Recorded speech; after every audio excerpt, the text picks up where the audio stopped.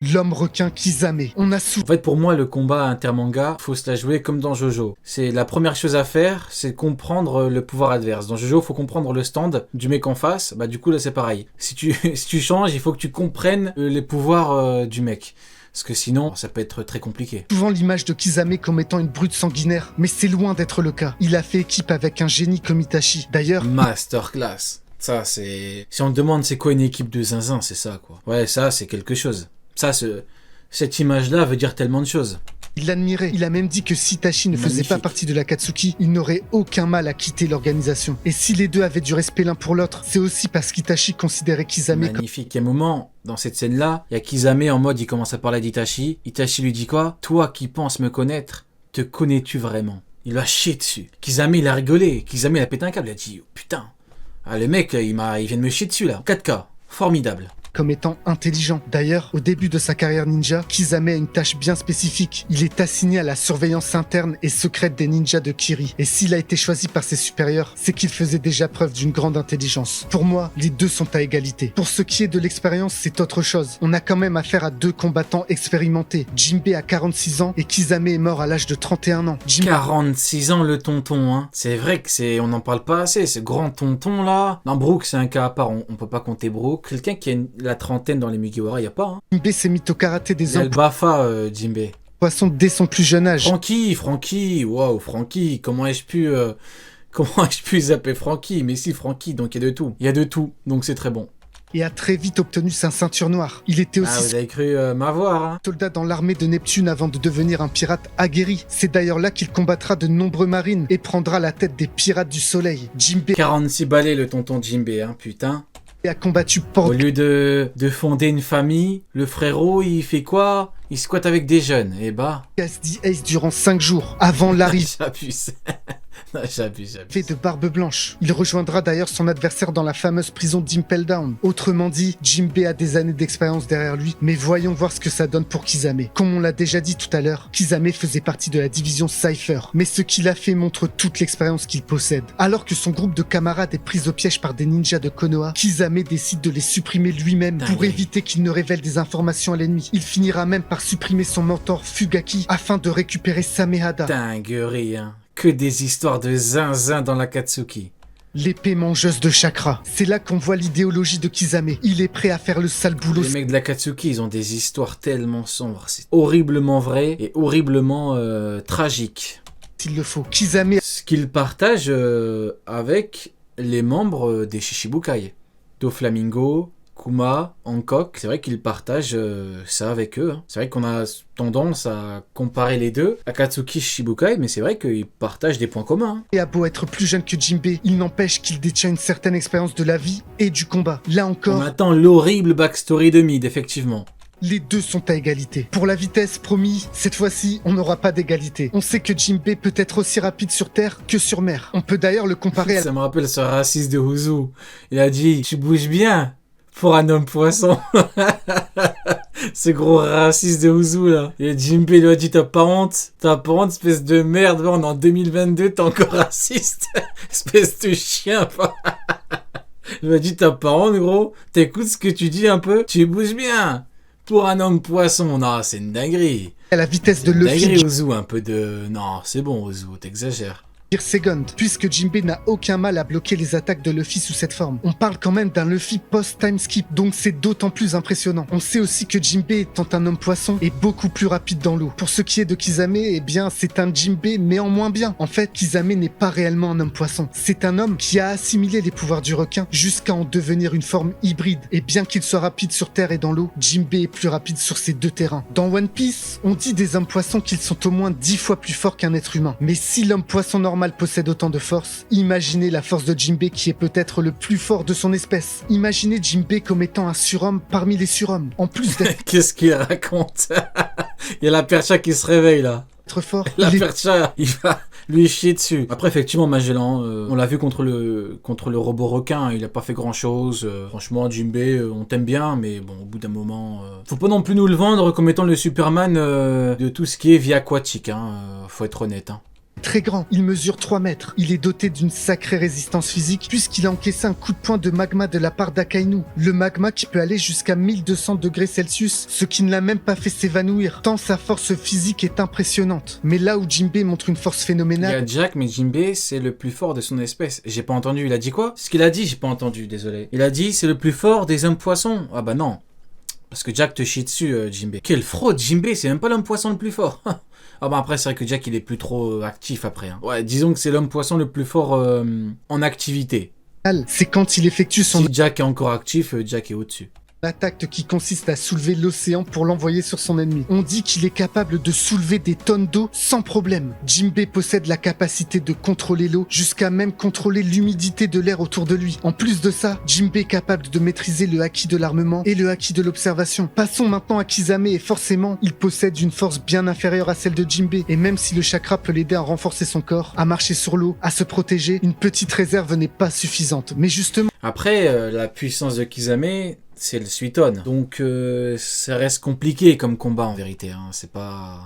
Sameada, Le Jinbei, ouais, ça reste compliqué. particularité d'absorber le chakra de ses adversaires à l'infini, permettant ainsi à Kisame d'avoir une réserve énorme et donc de décupler ses capacités, ce qui pourrait être vraiment problématique pour Jinbei. Malgré tout, Jinbei reste supérieur en termes de force pure et même en combat physique puisqu'il est un maître reconnu dans l'art du karaté homme-poisson, tandis que Kisame reste juste un bon combattant de taijutsu. Le combat des hommes-poissons. La lune se reflétait sur Imaginez Guy, 7ème porte contre Jinbei. Imaginez un petit peu. Genre, l'autre, c'est un boss karaté, là. Karaté des hommes poissons. Imaginez contre Guy. Imaginez. Ah, ce serait... Ça pique ou pas? le lac. On pouvait voir les ombres de 2 titans à travers les ondulations Oh là du là. lac. Oh, il va encore nous faire un combat de fou, là. Kisame, la lame Sameada fermement ancrée dans sa poigne. Affronter Jinbei, ses poings robustes, prêts à déchaîner le karaté des hommes poissons. Leur conflit est plus profond que le lac qui leur servait d'arène. Concernant une relique précieuse qui se trouve au cœur des abysses, un poneglyphe. La bataille avait commencé. Sous l'effet des coups portés Poneglyphe? avec une précision mortelle, Kisame, rusé et impitoyable, gagnait du terrain, manœuvrant avec la fluidité d'un requin dans l'eau. Un coup soudain de Sameada atteignit Jinbei, drainant une partie de son énergie vitale. Comme un éclair de douleur, Ah, attends. Si ça draine l'énergie vitale... C'est vrai que le chakra, c'est considéré comme l'énergie vitale dans Naruto. Est-ce qu'on aurait un équivalent dans OP, en fait? C'est ça. C'est vrai qu'il part du principe que ça marche, mais en vérité, est-ce que ça c'est un bon point? Si vraiment ça peut, bah du coup, chaque coup, bah draine de l'énergie vitale à Jinbei. lancée à travers son être, Jinbei sentit une portion de son énergie vitale s'évanouir. Grâce au Jinbei qui commence à se chier dessus, là. haki de l'armement, Jinbei repousse la lame. La fatigue et le déséquilibre s'installèrent dans les mouvements du poisson. Jinbei s'égare. Un coup d'épée, il voit flou. Jinbei, c'est gare sur la ruche. Un coup d'épée, il commence déjà à se chier dessus. Oh, réveille-toi, frérot. C'est bon, c'est que le premier coup. Combattant, chaque pas et chaque coup perdaient une part de leur éclat naturel. Cependant, sa détermination restait inébranlable. Sa volonté d'acier résistant à la tempête. Profitant du terrain, Kisame disparut dans les profondeurs du lac, se fondant dans l'obscurité. Mais Jinbei n'avait pas le temps de jouer à cache-cache. Il leva les bras et avec un grognement retentissant, souleva Un l'énorme grognement. Genre, c'est un Énorme chien, Jinbei. masse d'eau traînant sur son épaule. Jinbei porte tout l'eau du lac. Le lac asséché révéla Kisame, dévoilé, exposé. Jinbei l'acheva en relâchant le poids colossal de l'eau avec une force surnaturelle. La Quoi? Il a porté... Quoi? Il a porté tout l'eau du lac? Il a crié comme un ogre? Il a porté tout l'eau, il a jeté l'eau par terre et ça a battu Kisame? vague éclata sur Kisame, le laissant inconscient dans un lac asséché. Avec une grandeur tranquille, Jinbei avançait, chaque Tu pouvais faire autrement quand même, frérot.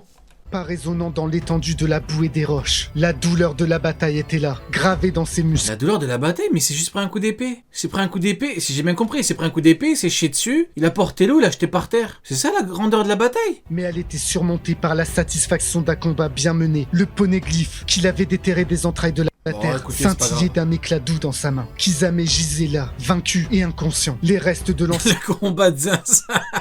lac, à présent un bassin de boue et de pierre, semblait presque pleurer. Non mais vraiment, question premier degré. Peut-être que j'ai pas eu l'info. Hein. D'ailleurs, il a parlé de, en gros, Jinbei peut porter beaucoup d'eau, mais Vous pensez que Jinbei peut porter tout l'eau d'un lac entier, la porter et la mettre par terre? Si vous me dites que oui, alors ok, maintenant est-ce que ça pourrait one-shot Kisame, le fait de porter l'eau en haut et de le mettre par terre? Franchement, ça me paraît compliqué. Dites-moi, c'est quoi votre avis là-dessus? J'ai besoin de votre avis. Et leur champion tombé. Jinbei avança avec une certaine pitié envers son ennemi tombé, se penchant pour ramasser Sameada, l'épée aux Et en plus, il va voler Sameada, donc bien évidemment, elle sera plus faible que Mihawk.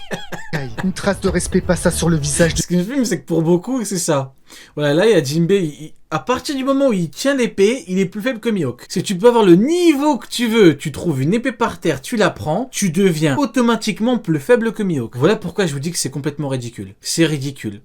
Voilà, c'est complètement stupide. C'est comme ceux qui disent, ouais, quoi qu'il arrive, Zoro, il est toujours bien plus faible que Mihawk. Oui, bah bien sûr. Demain, il va battre Kaido, le fameux Kill Kaido. Bah du coup, il est quand même plus faible que Mihawk, bien sûr, hein, bien sûr. De Jinbei. Il s'approcha de Kisame. Moi, le titre, il est automatique. C'est obligatoirement mis à jour. Non, ça marche pas comme ça, les mecs. La mer ne choisit pas ses champions pour leur force, mais pour leur cœur. Tu t'es bien battu, Kisame. Il regarde Sameada de plus pas près. mal, D'ailleurs, ça. cette lame, son pouvoir est unique. Elle pourrait intéresser un certain chasseur de primes. Mihawk. Enfermement le poneglyphe et Sameada. Attends, c'est qui le chasseur de primes? Et c'est un certain Ah non, Zoro.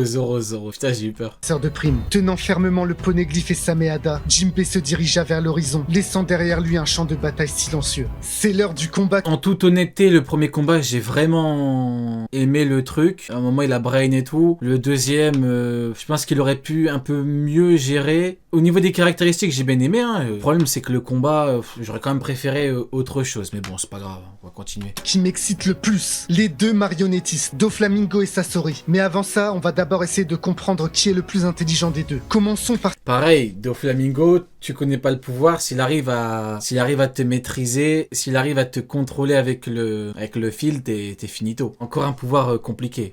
Sasori. On dit de lui qu'il était fait pour créer des marionnettes. Et c'est d'ailleurs ce qu'il a fait très tôt. À l'âge de 5 ans, Sasori crée 2 marionnettes à l'effigie de ses parents décédés. Il possède aussi une très grande connaissance du corps humain. On démontre sa technique du lavage de cerveau. En fait, les molécules de sable s'attaquent directement au système nerveux de son adversaire. Mais là où sa réputation est incroyable, c'est dans l'art des poisons. Il crée des poisons si raffinés... Vraiment, Sasori, il a pris un Kazekage, il l'a mis en marionnette. Que Sasori lui-même disait qu'aucun antidote ne pouvait être trouvé. Sasori peut manipuler 100 marionnettes en même temps, preuve de son génie. Et ces marionnettes sont uniques car elles sont faites à partir de corps humains encore vivants, leur permettant d'utiliser le chakra et d'utiliser toutes les techniques qu'ils possédaient durant leur vie. Le démon céleste. À quel point est-il intelligent? Eh bien, il est très intelligent et en plus de ça, il a un charisme naturel qui lui permet de faire croire n'importe quoi à n'importe qui. On peut lui ajouter sa manipulation hors norme. Il a réussi à tromper le peuple de Dressrosa pendant 10 ans. Quand Crocodile perd contre Luffy, le gouvernement cache la raison de sa défaite. Mais Doflamingo remarque la soudaine augmentation de la prime de Luffy à 100 millions. Et bien sûr, il devine que c'est bien Luffy qui a vaincu Crocodile. Il est emprisonné à Impel Down car il détient des informations très compromettantes contre le gouvernement mondial. Il est tellement intelligent qu'il a su maîtriser à la perfection son fruit du démon afin d'en faire un pouvoir extraordinaire. Mais on en parle un peu plus tard dans la vidéo. Même si Sasori